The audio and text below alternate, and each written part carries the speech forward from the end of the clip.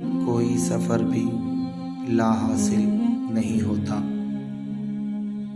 منزل نہ بھی ملے تو راستے بہت کچھ سکھا دیتے ہیں۔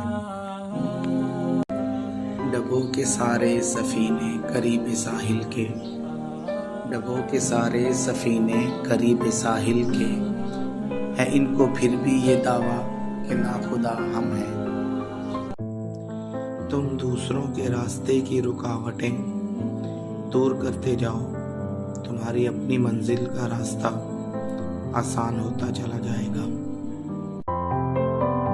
جب ہم کسی کو اپنی زندگی کا چاند بناتے ہیں تو وہ ہمیں تارے ضرور دکھاتا ہے۔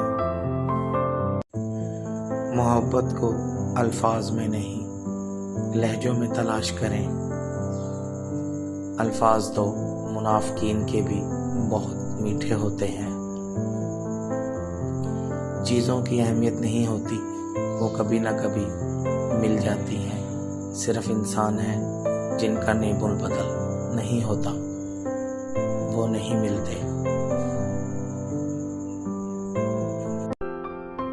میں ان کو ڈال کر دانا بہت مسرور ہوتا ہوں، میں ان کو ڈال کر دانا بہت مسرور ہوتا ہوں، مجھے آنگن کی چڑیوں سے دعا لینے کی عادت ہے۔ اللہ تعالیٰ سے محبت رکھنے والے کو تنہائی محبوب ہوتی ہے۔ اگر چینی اور نمک کو مکس کر کے چیونٹیوں کے آگے ڈالا جائے تو وہ چینی لے لیں گی اور نمک کو چھوڑ دیں گی۔ اسی طرح دنیا میں ہر طرح کے لوگ ہیں، آپ اپنے لیے وہی لوگ چنیں جو آپ کی زندگی کو خوبصورت اور سویٹ بنائیں۔